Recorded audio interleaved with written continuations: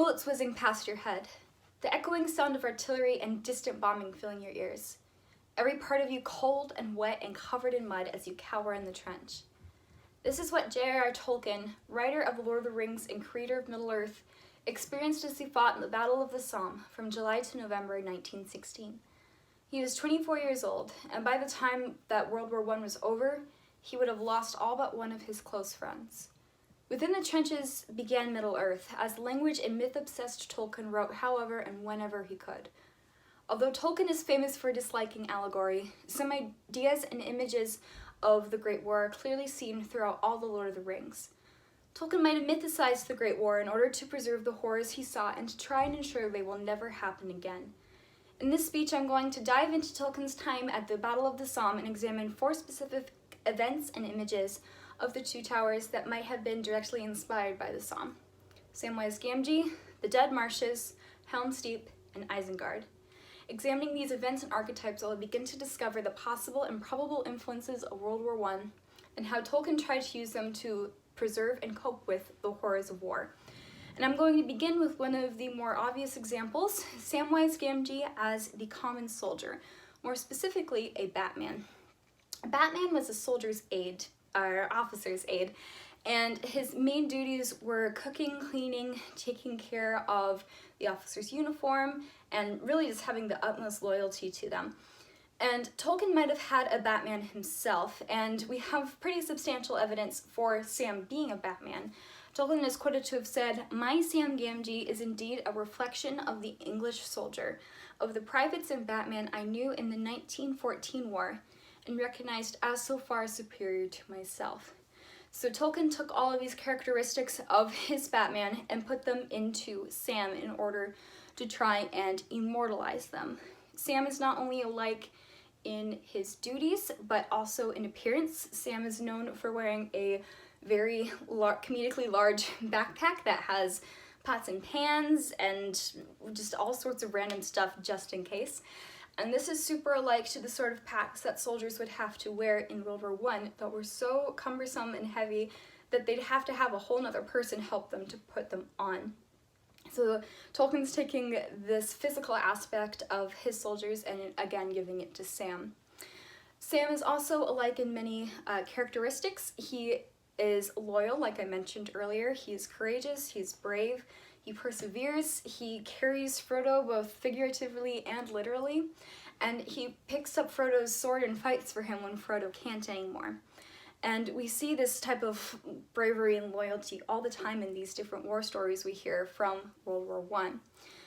Sam also has the unique knowledge that he is in a story. He talks about it at the end of the Two Towers movie and about halfway through the Two Towers book, where he talks about how he knows that he's in a story that maybe will be told by the fireside one day, and how he's going to have a part in the end of it. And Tolkien, as he was watching his friends die one by one, probably took a moment to step back and look at this event that was changing history and wonder to himself, what part am I going to have in the end of it? And so he takes this special moment and he gives it to Sam, his Batman, in order to not only immortalize the appearance of a common soldier, but also the characteristics and thoughts of one as well. Another super easy comparison to make from the Great War to Lord of the Rings is the Dead Marshes. And the Dead Marshes are kind of what you'll think of the first time someone mentions No Man's Land, where you have just a barren wasteland covered in dead bodies. And this is what the Dead Marshes are. It is a bog that has preserved these dead bodies from a battle long, long ago. And Tolkien takes the horrifying imagery from the Great War and he puts it in this easier to swallow pill in the context of the story. And there's also a lot of psychological elements as well in the lights that Frodo, Sam, and Gollum see on the water, and I'm going to quote from the book here. He first saw one with the corner of his left eye, a wisp of pale sheen that faded away. But others appear soon after, some like dimly shining smoke, some like misty flames flickering slowly above unseen candles. And these lights can be two things. They could be Tolkien literally using the phrase follow the light, where it's a phenomenon that people see this bright light when they're dying and they follow it. And it could also be a want to wallow in just guilt and sorrow and despair. In either case, Tolkien uses Gollum as a way of pulling the hobbits back, saying don't follow the light. And he's using Gollum to warn both Tolkien and Tolkien's comrades to not wallow in the despair and to not follow the light. Then of course you can't have the dead without the battle. So I'm going to compare Helm's Deep to the Battle of the Somme because there's some pretty strong characteristics and similarities. Middle-earth actually began at the Battle of the Somme. Tolkien would write in what he called his Book of Lost Tales, and he basically created the beginnings of the Silmarillion, which is the Middle-earth creation story. It's also where he began to write the two languages that he would begin to build Middle-earth around. And in Middle-earth, there's a lot of interesting weaponry. It's mostly medieval, but it kind of resembles some of the weaponry that was used in World War I. Mainly machine guns. So machine guns were a German invention in World War I, and they were basically impossible to escape. You'd peek your head up over the trenches and you'd immediately get hit. There's no way of escaping it. And there's a moment in the Battle of Helm's Deep where Tolkien describes a shower of arrows being inescapable and terrifying. And the similarities there between machine gun fire and this rain of arrows. And then at the end of the Battle of Helm's Deep, Gandalf shows up with the Rohirrim and they save the day. And this reminds me a lot of when about halfway through the Battle of the Somme, tanks showed up for the Allies.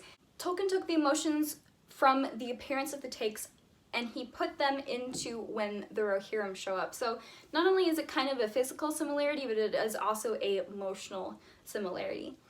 And then the biggest difference between Helm's Deep and the Battle of the Somme is that the Battle of the Somme was an epic disaster. It was really bad. It ended up being a stalemate, and the loss of life was in the upper 100,000s, whereas the Battle of Helm's Deep was very clearly won.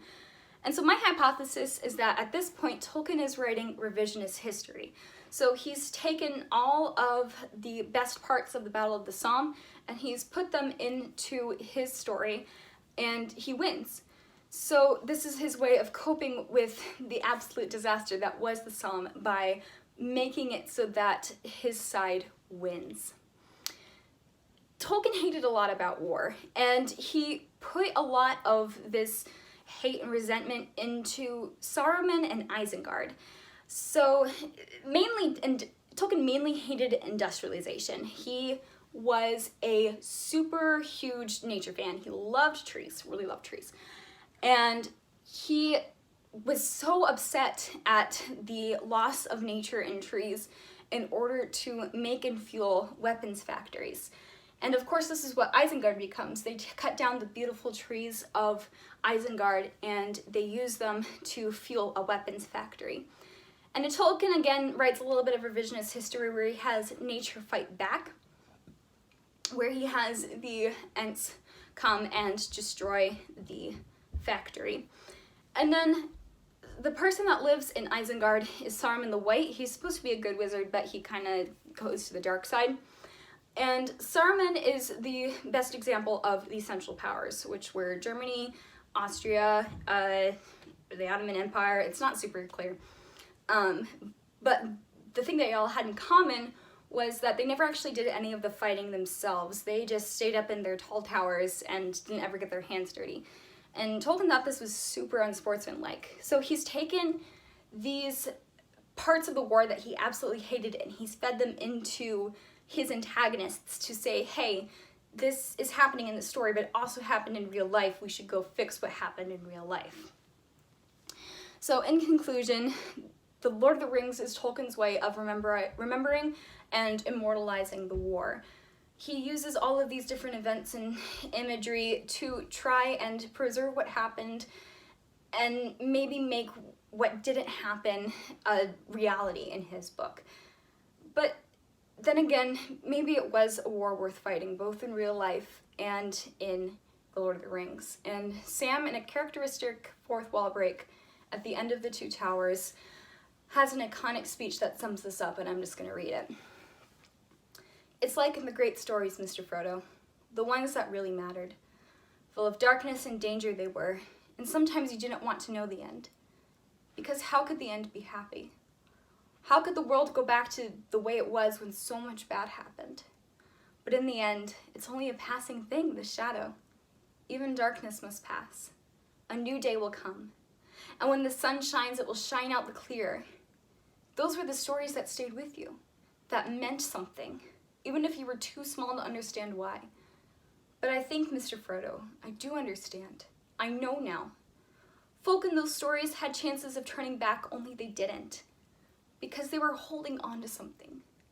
That there's some good in this world, Mr. Frodo, and it's worth fighting for." Tolkien found the good. He found what was worth fighting for.